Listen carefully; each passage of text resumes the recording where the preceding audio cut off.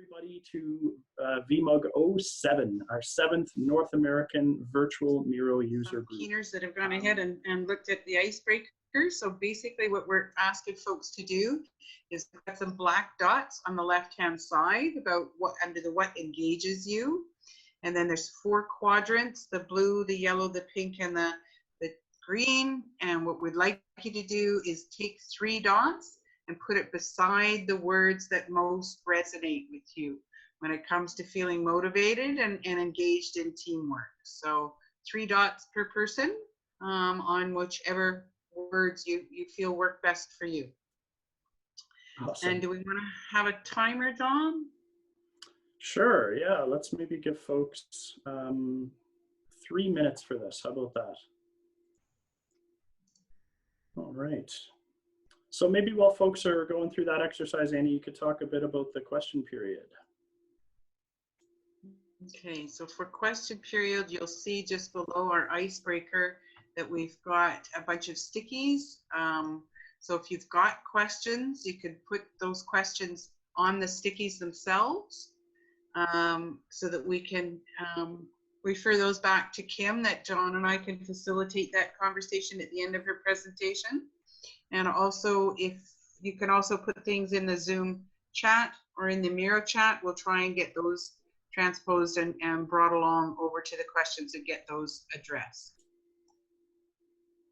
Good stuff. Okay. Okay, I think actually we can stop the timer for now because people can keep filling those in for now. We just kind of wanted to show you a few of the cool things that are functional within Miro. I think from this point on, that's the last that we really had to say on anything. I know folks are here to listen to Kim. So Kim, great last name, by the way, White, that's my last name too. Kim is the Director of Organizational Product Management for Herman. She's an organizational psychologist, and she's here to talk a bit about the whole brain thinking model and how Miro engages teams' cognitive diversity.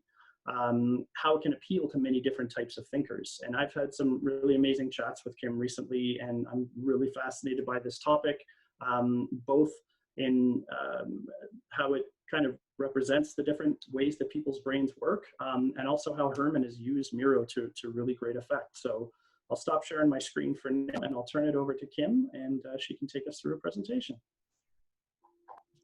Thank you, John. No problem. Okay, and if everybody can just nod so I can make sure that you can see my screen. Yep, okay, great, thank you. And thanks for everybody for joining today. Excited to share all of this with you. So first we want to talk about, when we talk about engaging people and engaging people on our teams, what do we really mean by engagement? Let's define that. And at Herman, we really define engagement as aligning everyone to a shared vision and everyone feeling they have a voice. And as we think about what that really looks like in terms of engagement, I found this really interesting study that the Gallup did last year, so 2019. They did a global workforce study with 142 countries, and they asked employees about engagement. And this is the results here on the screen. 63% of employees said they were not engaged. Only 13% of employees said that they were actively engaged. So let's put that in a little bit of perspective, because I just said that was 2019. What do you think it's like now? Now that we're in the middle of a pandemic, everybody's working from home. You maybe for the first time are working from home and your spouse is working from home, or you've got roommates who are working from home. You've got children who are doing school at home. Or maybe you have the exact opposite. Maybe you're at home all by yourself, and that is could be really lonely.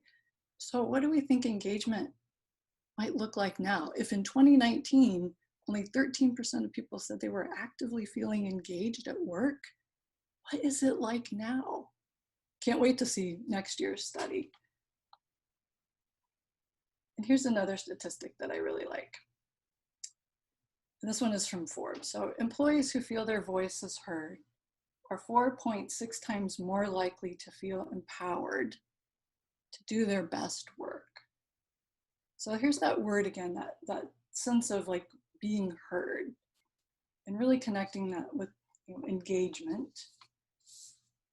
What does that look like for our team? So one of the ways that we approach that at Herman is through thinking about cognitive diversity. And when we talk about cognitive diversity, because there's a lot of definitions of it out there, what we talk about when we think of cognitive diversity is the degree of different thinking that we each bring to the table. So we know everybody thinks differently. We're all aware that, I think this way and you think that way. But we're really investigating and digging deep into that degree of difference and really honoring that difference in a way that allows everybody to feel like their voice is heard. So this is one of the things that we do at Herman. This is the whole brain thinking model. And this model was developed by Ned Herman. He was the head of the management education department at GE. And he was kind of a neuroscience nerd. And he also, of course, was observing a lot of workplace dynamics as the head of education. And he noticed that some people seemed to learn one way, and other people seemed to learn another way. And he wondered why that was. And he began working with a lot of other neuroscientists and trying to sort out what were these different kind of ways that these different thinking styles that people had. And how could we look at this and how could we leverage this information? And what developed from that was what you see here on the screen, which is the whole brain thinking model. And it's really the four quadrants here, and it's a metaphor that emphasizes the specialized and interconnected ways, or the whole nature of how we think. So you may have seen models like this that are similar to this, but this model is really about honoring the fact that we think in all of these different ways. The blue analytical quadrant up here in the left. So this thinking style is really represented by logical thinking, facts, charts, data, research, analysis. The lower quadrant in the green we call structural thinking, and that's really represented by the more organized way of thinking, details, plans, step by step, a checklist. The lower right, we have the relational thinking quadrant.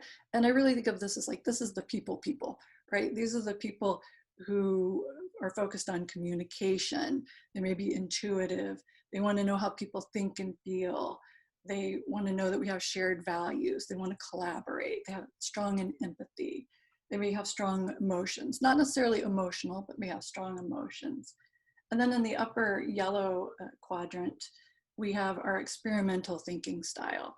So this is represented by people who like big picture, experiment, like to use mind maps to sort out their thoughts on things, like to have a vision, a strategy, room to play. This is often where creative people are. Artistic, maybe they can paint and draw, maybe not, but they're still very creative in nature. So that is really the essence of the whole brain thinking model. And the reason I'm sharing this with you is because if you think about now that you look at this model, and I've explained the 4 quadrants, think about that icebreaker activity that we just did. And what I asked you to do was Annie asked you to put dots next to the words that you really strongly identified. And what you're actually doing without knowing yet is that you were identifying the parts of the whole brain model, those 4 thinking styles that you most prefer. So when we think about the whole brain model, everybody uses all 4 of these quadrants. We all kind of have to go there, is the way I usually explain it, is, we're adults and we all kind of have to go there. We have to deal with some data and charts probably at work. We have to deal with finances. We have to get ourselves organized in the morning, we get to work or get the kids going. So we have to have plans. We have to be organized. We also work with other people, like all of us have to deal with other people. So we're having to go into that red quadrant. We also at times have to kind of plan long-term. Maybe we look at our finances or our retirement plan. So we all have to think in all of these ways, and we fully recognize that. Again, that's why we call this a whole brain model. But what we do with one of our assessments, which is called the HPDI, is we actually measure the degree of preference that you have in each of these quadrants. And we find that you prefer some over others. So they're just sort of your go-to things, those things that you really need to feel safe, to feel comfortable, to make sense of the world. And you indicated those with your dots. So now if you think about where you put your dots, that's kind of a good hint toward where your preferences are. And we're going to continue now to look at how we can take this whole brain thinking lens and think about how we collaborate, and we can look at it in a whole new way in terms of our team's cognitive diversity. Because what we're really aiming for in terms of engaging everybody is that thing I hit on earlier, which is really equal opportunity. So everybody feeling like they have a chance to have a voice. And if we look at it now through the lens of whole brain thinking, and I put the, here are the words again, and we can start to think about, as we collaborate, when we ask people to come in and join in on whether it's a project, whether it's large or small, it could be our own team, it could maybe just be with one other person, or it could be a couple of teams coming together and maybe a user group or a tiger team. As we look at asking people to come into the fold and engage with us, the more we can think and provide tools and a way in for everybody that's comfortable to them, the more we're going to increase that chance that they're going to be engaged, because we're going to be speaking their language, essentially.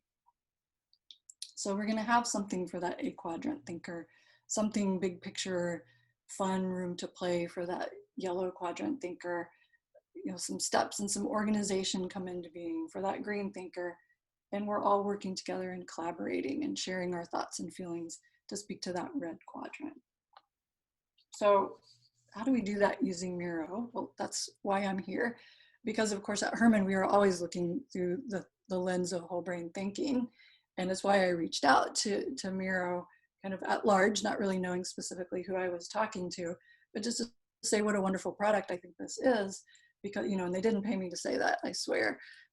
Because I think it really hits all 4 quadrants, and I'm going to show you kind of how we use it at Herman and how I think it really supports cognitive diversity within a team if we make sure that we use some of the different tools that Miro has to offer. So let's kind of walk around these, and I'm going to point these out as we go. So for our analytical thinker, so those who need research, analysis, data, charts, we can use tables and charts. So if you go to the ellipses here, and I'm introducing some of these because I know we have some people on the call who are not as comfortable or familiar with Miro. So forgive me if you are an expert. There is going to be a chance later for you to share your expertise, so hold your thoughts. So tables and charts, click on the ellipses, and here's a little tool to help you add some tables and charts to your Miro board. Grid, hot off the presses, everyone. I'm so excited about this feature. I can't wait to use it tomorrow. So grids is down here. Where's grids? Where's grids go? There's grid. Okay, so grid, if you use Miro boards a lot, like I do, I love the stickies, and you kind of got stickies everywhere. The grid is actually going to help you sort those and label them, which is awesome. Then we also have voting. So voting is great for our analytical thinkers, because what does it do? Well, it gives us data, right? It gives us research, it gives us data, and it's anonymous, which is awesome. So you can set up a little voting here. It's super easy to use. You can time it. You can say how many votes people get. And at the end of it, you've got some nice analytical data, great for our analytical thinkers. We use it all the time on the product team at Herman. And also, our analytical thinkers have the chance to review different Miro boards. So if you're working on a big project and you've got it spread out among several boards, an analytical thinker can kind of go through all those different boards and sort of do their research and kind of scratch that itch of needing to sort of understand something better. So those are some of the tools that I had in mind that are great for the blue quadrant thinker or the analytical thinker. For our structured thinker down here in the green, we also have this wonderful tool of templates. If you click on here, it gives you some choices. You don't have to start from scratch. You don't have to be a Miro board expert. You pick which one of these you feel like starting with. You can still modify it later. but it gives you a place to start and you don't have to start from scratch. So it gives you that instant structure, which is great for our structural thinkers. You can also use frames. I told Jonathan yesterday, you know, frames changed my life. You can create a frame. You can put images, like this presentation here is in frames. You can put an image, you can put some text, and then when you move the frame, the whole thing moves together. You don't have to sort of keep those pieces together. Love frames. And frames is over here. There's also wireframes. So going back to the ellipses tool, you can wireframe. So you can really quickly mock up something. And here's some of the tools. It's pre-built buttons. Again, saves you a ton of time. Don't have to be great at drawing and creating things. You can just use this pre-built tool. You can also use you know, our structural or organized people. If we're agile teams, and I assume a lot of us are using agile, if you're using Jira, you can actually connect to Jira and story mapping right through a Miro board. And again, that is here under the ellipses. There's the connection with Jira, and there's the little, where'd the one go for? I don't see the one for the user stories, but it could be the view that I'm in. But you can do Jira, and you can also do Kanban. So here's Kanban there. So you can actually put a Kanban board right here in the Miro board and do your to-do, doing, done, like you're used to doing, whether you use Jira or Trello or something like that. Again, really quick tool for the team to use and organize. For our red quadrant thinkers, we haven't forgotten about you. There's lots for our relational thinkers. First of all, best policy for relational thinkers in terms of engagement, collaborate real time. Do what we're doing right now.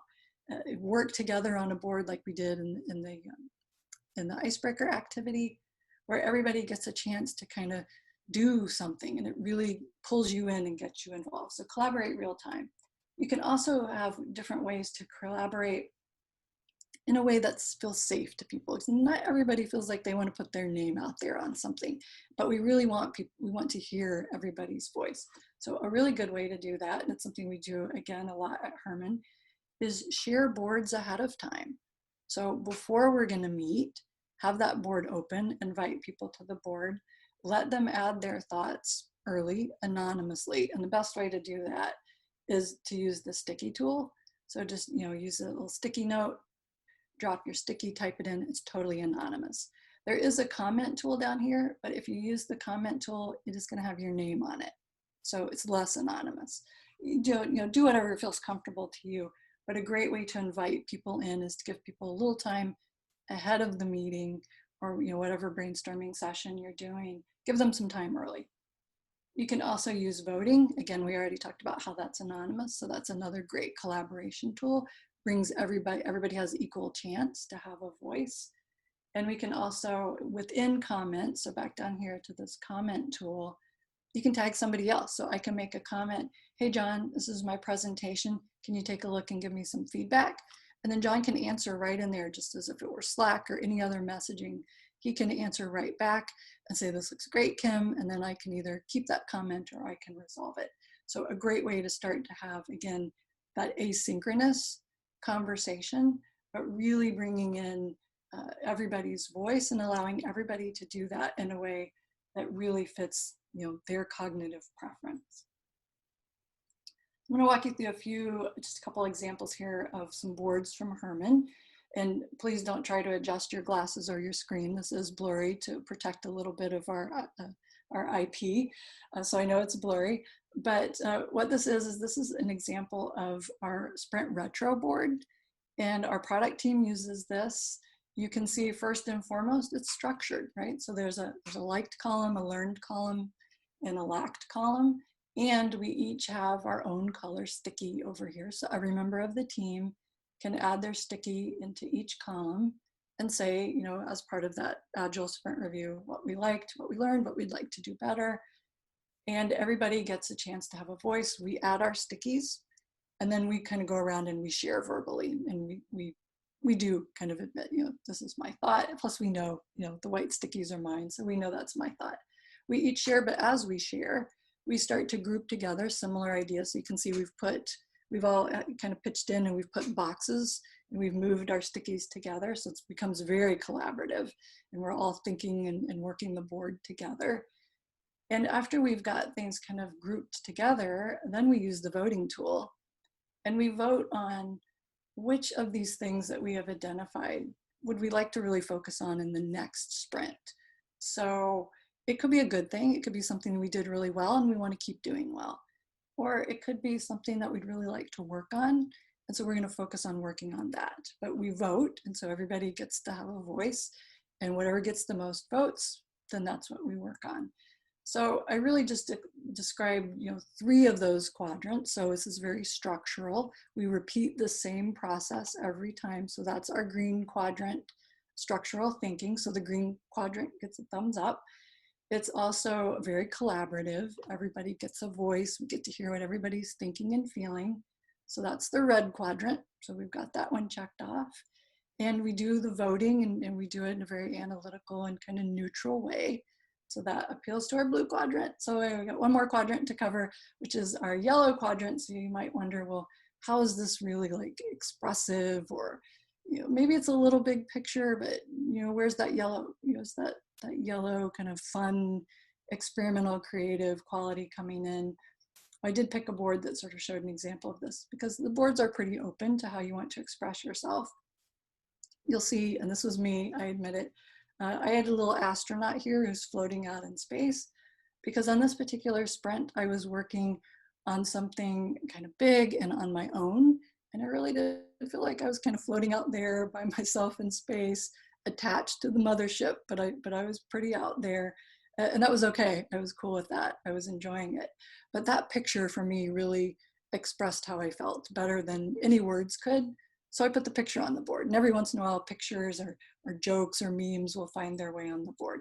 So there is still room here always to be creative. So this example, this board, very whole-brained, and we approach this in a very whole-brained way. Another example, and this one will be a little quicker, but this was an ideation board started by me.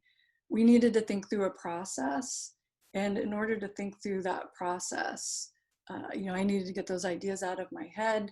So I started building, what's this process going to look like? You can see I used a lot of different shapes. I used a lot of different colors because I am that single quadrant thinker. So I am mostly in the yellow. And so it was really good for me to walk through this process and really have to start to stretch into that green quadrant of, if this were a process, what does this really look like? So it covers the green quadrant because it starts to develop, process and step by step, what's going to happen, what happens here. There's a yes, no decision, what happens in each of these directions. And also you can see these little gold things. If you're not familiar, these are comments. So in this process, somebody has come along and they've made some comments. So now we're being collaborative. So we're kind of getting that yellow quadrant, the red quadrant, the green quadrant. Probably didn't quite hit the blue quadrant in this. This was actually a conversation between just a couple of people. And you can see, again, I used a little picture to express myself over here. So just a couple of examples of how we really whole brain the boards that we use at Herman. And now when we get back to thinking about cognitive diversity, and I've kind of walked you through the whole brain model and the different characteristics of each of the thinking styles. And we start to ask ourselves, I've shown you some tools, and we're really now looking at when we do collaborative work, whether that's asynchronous or we're doing it together, how can we really use this lens of whole brain thinking and think about our cognitive diversity so that we can really engage people in all different thinking styles. And again, keeping in mind that most people are not just one quadrant or another. 90% of our database, people have at least 2 to 3 thinking preferences. So people are thinking in all of, several different styles.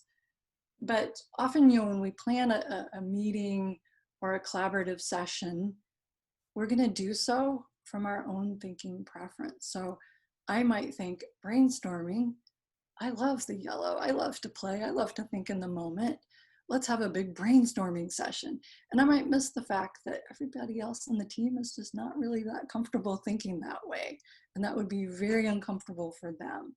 So now if I approach my engagement, whether it's synchronous or asynchronous, I can ask myself, well, what can I include in this process that will hit all these different thinking styles, so that I make sure that, you know, we engage everybody. So I shared some of the things that I like to use and some of the tools that we use a lot at Herman. And I'm really curious now to hear what everybody else maybe uses and how you use Miro in a whole brain way, or you'd like to think about using Miro in a whole brain way. So we set up this little activity for you. If you can navigate to this point on the board, and I think I can try and use this bring everyone to me feature, which is a new awesome feature. So it should now shift all your boards to where I am. Fingers crossed that that worked okay. So what we're going to do is we're going to think about what I was just talking about. We're going to think about those blind spots of when we ask everybody to engage, but we may miss some things that they really need to feel comfortable. And we really do want to honor everybody's cognitive diversity.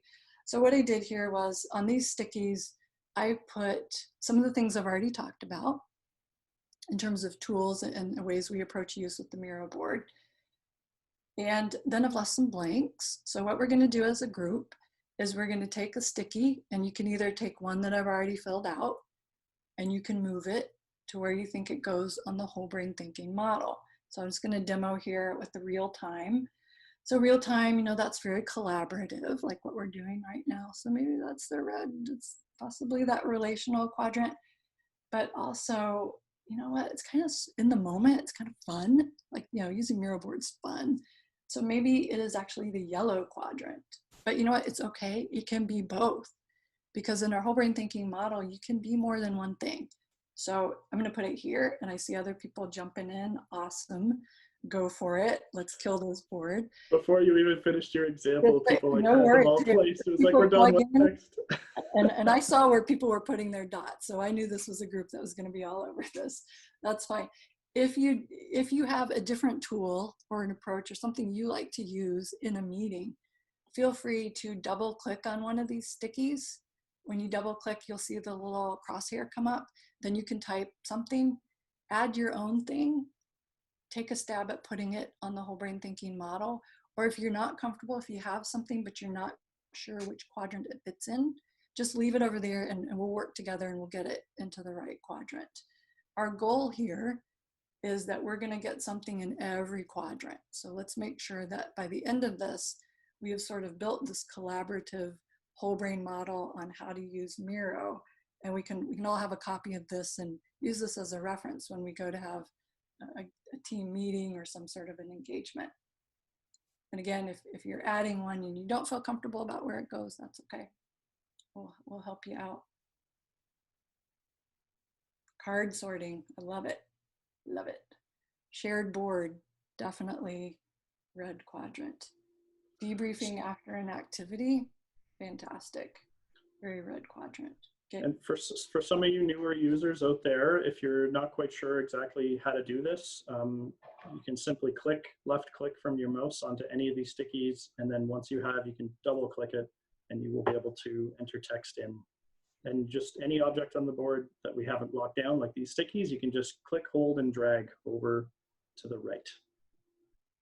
Give it a shot, it's fun. Thank you. I see private board in the blue, almost in the green quadrant. Awesome. I use private boards all the time. Then I share, right? But I like to remember I'm that astronaut floating out in space. So I love my private time. Ground rules in the green, excellent. Definitely. Solo work. Yep, between the yellow and blue quadrant. Well done. Whoever did that, well done. Critiquing. So what do you think of the one that's up there right now for work together? That's kind of in the middle. And a whole brain, yeah. Somebody put that right smack in the middle. That's cool. We can do that. That's awesome.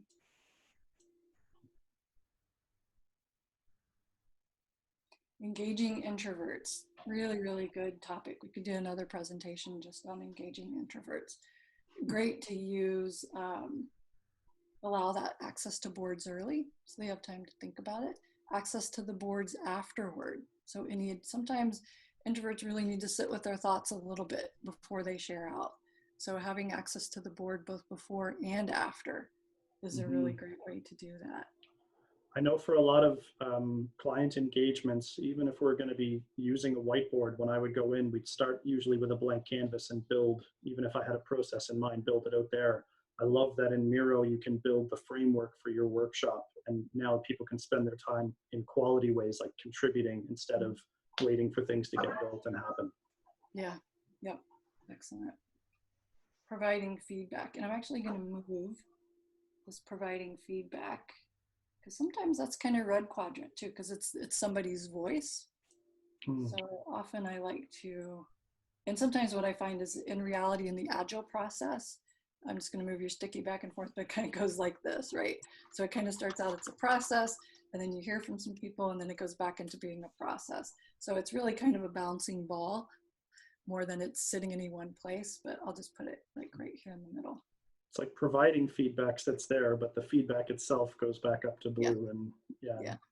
And that agile process, like it's that circle that, we all know and love from the agile process. Yeah. Case studies, love it.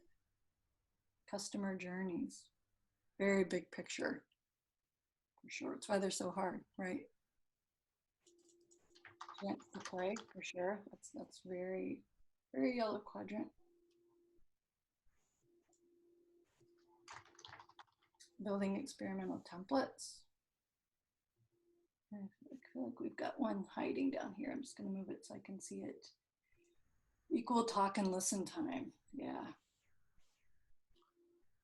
Sure. I just put one up for storyboarding, which initially I thought would be very creative and experimental, but also very structured. Because it's a process, for sure. I'd love to hear from folks what a 4-blocker data activity is. Yeah, it's in the red quadrant. Does anybody feel comfortable sharing what that is? Yeah, hi, this is Nadi. Thank you for that question. I was trying to figure out how to phrase it. So we do activities where we need to go out and collect data, but we don't know what data we need to collect. And so we'll do just a quick cross to say, quadrant to say who, what, when, and where. But we need people to tell us what that information is. So it's very interactive. We need them to sort of think about it. So where did I put it? I think I put it sort of in between a couple of places because it's interactive, but it's also data. Okay, so maybe it can... I put it in the relational because it's like people coming together, but I guess where would you guys move it based on what I just shared? Probably right here where it's a little hard to do since it's a sticky, but it sounds like it's actually blue quadrant and red quadrant. So again, Cool. Little bouncy ball between the two. But no harm in putting it here. But you're right, it could be in both places. Okay, cool. Thanks for sharing. Sure. Okay, so I think we have achieved a really whole range of growth here. Yeah, great. I'm just going to move some of these stickies.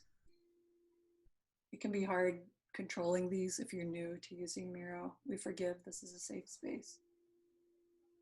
I'm just going to clean this up a little bit. And then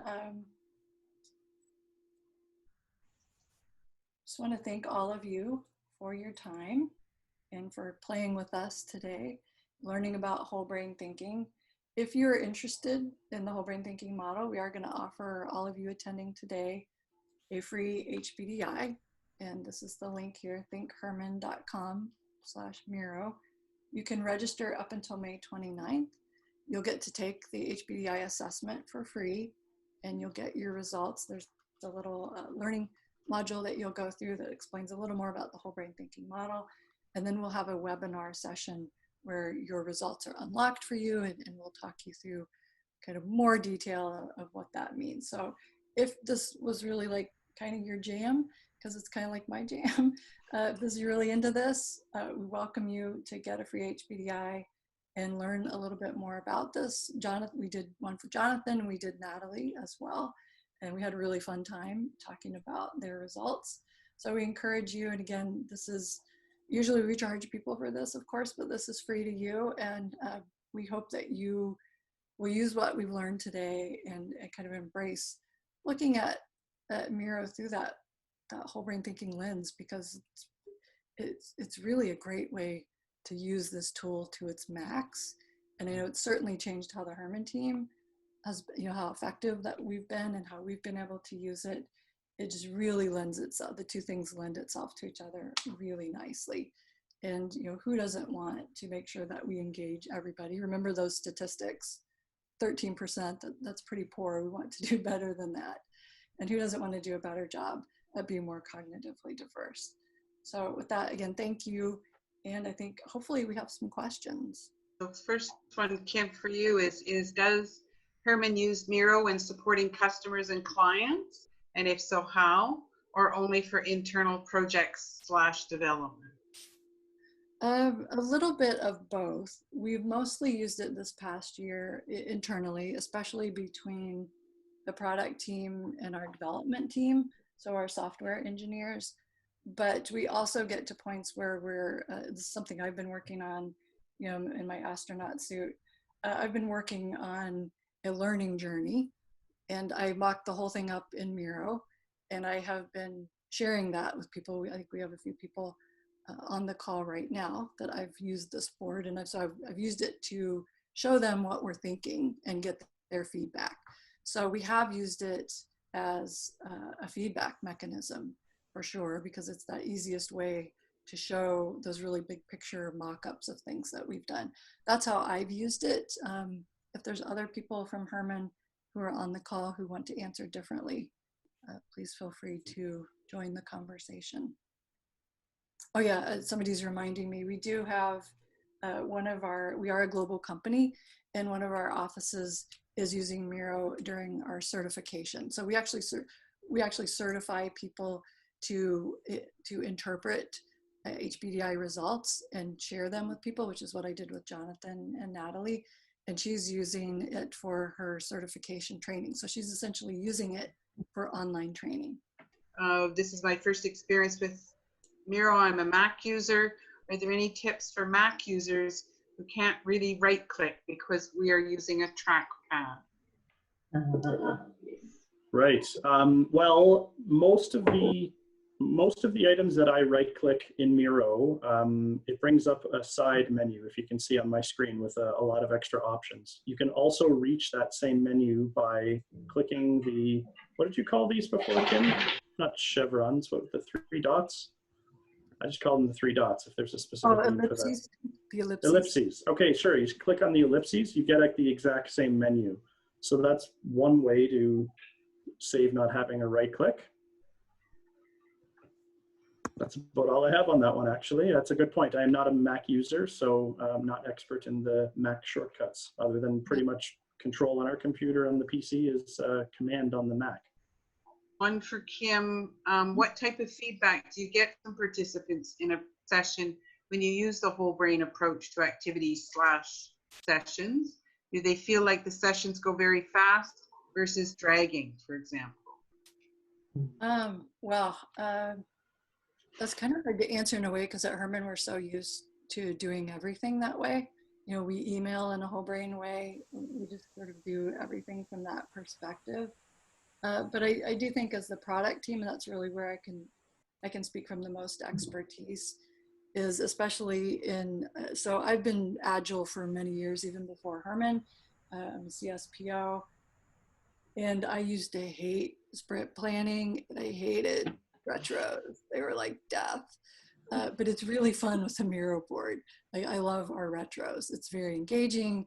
Everybody has a chance. We're all moving around, and it's really fun. Understanding though that that's my thinking preference, right? Like, kind of in the moment. So it really does appeal to me. But, I think for the most part, when we're kind of engaging everybody in that way, you are going to feel more like you're a part of things. And we've had very good success as we've brought other teams in to using the Miro board. Once they get comfortable with the tools, yeah, it's sometimes and I think the VP of product is on the line here too. Sometimes we kind of lose track of time because we're having a good time with it. And it is very collaborative. And, you know, Jonathan pointed out earlier that you can save a lot of time. So you can get really deep into discussion because you have this framework already and you can go really, really deeper into conversation. So there's also, I think, something there to be said about the depth of conversation you have and the quality you can have when you use this approach, both of whole brain thinking and the Miro board, and kind of combining them. I hope that answers the question. Usually when I'm using it to give feedback, I'm more presenting, so I'm kind of in presenter mode, and I don't always ask people who aren't comfortable with the tool to jump in and use it. So I'll use it a lot. I've been using it a lot the past 2 weeks in presenter mode for people who aren't familiar with it. But it's also, I mean, one of the things I think the boards are best at, again, from that red relational quadrant, is giving people access to the board and letting them come in their own time. And let's face it, right now, that could be 2 o'clock in the morning, like just whenever people are available, but letting them approach the whole team's thinking on their own time and being able to make a comment and just share in the moment and not have to do that via email and all the thinking is kind of collected together. And I see there's also a question kind of next to that one of, you know, we use Miro in conjunction with something like Zoom. Herman is a 100% virtual company. We were before the pandemic. So we've been virtual for about 3 years, I guess, 3.5 years. And we always use Zoom. So it's one of our company policies. We want to see each other as we interact. And we use Zoom and Miro all the time together. So especially the product team, you know, our engineering team, we're using it a lot through Zoom, just like we are now. So a way for them to anonymously cast a vote from the green quadrant, making sure it's a structured process. So just making sure this is how you kind of step it out. This is why we want your feedback. This is how you can give it. This is what we're going to do with it. This is how we will follow up with you. So being very structured and how you explain your feedback process. So having a process would help. And then in the red quadrant, again, also thinking of our introvert versus our extroverted thinkers, providing that anonymous way to give feedback, as well as a more collaborative way to give feedback. So comments is a great collaborative way because we'll know who said it, but also allowing stickies, which are totally anonymous. So I can just say what I think and not feel uncomfortable. And then in the yellow quadrant, let's see, feedback in the yellow quadrant, maybe some way to make it fun and engaging. Make sure that, you know, the yellow quadrant or the experimental thinking quadrant often is the why. So why do you need my feedback? So answering that question, why do you need to know? And why does this matter to me, will help pull them in. Great. Very good. Okay. Do you have people? Oh, Annie's just making notes. Way to go. So we're coming up on time. I think that's all the questions we had for now. Have I missed any? I don't think so. No, I think that's it. So I realize we're also coming up on time. So isn't that wonderful? It's always great when we keep the events to an hour as promised. And I know that if folks out there want to ask any other questions, you can come back into the board. We'll leave the access open for the next while, ask more questions. And I really encourage everyone to take advantage of the assessment. It's a big eye opener, and it's good not only to understand yourself, get that confirmation of where you sit. It is really true that we use a lot of different quadrants of our brain. So it's neat. You might know where you're going to be dominant, but you might not know where your other levels lie. And that is really fascinating. And then the trick of all of this, and I've done other personality assessments in the past, is to figure out how you work well with others of different ways of thinking, and where you will clash and where you will rub shoulders and where it will all work wonderfully. And having that understanding and getting them to have that understanding. So having multiple people on your team do the assessment is a huge eye-opener. It's a great way to go because people will understand each other. And when there's clashes, you can always just go back. This is how I'm built. This is how I'm wired. Don't take it personally and kind of move on from there. That's one of the biggest benefits from doing these kinds of profiles. And this one in particular spoke to me in a really great way. So I loved it. Thanks so much for doing that, Kim. Oh, thank you. Okay, so two last things as we go. Number one is there's a little bit of a functional retrospective down below. If you can provide us some feedback on how much knowledge you may have gained from the session and how much you'll be able to apply in your day-to-day work. This is another simple dot dragging exercise. Just drag it into the quadrant that you think applies best to you. There's also a little bit of a written retrospective. If you have any accolades to tell us what went well, what could be better, what should come next. These are great. We have these as much to get feedback from you as to show you the kind of templates that you can build in Miro to engage your teams. But I would also say that following this event through the Miro events site, you're going to get a follow-up email that's going to contain some wrap-up information. And one of the things that will include is a link to a quick survey.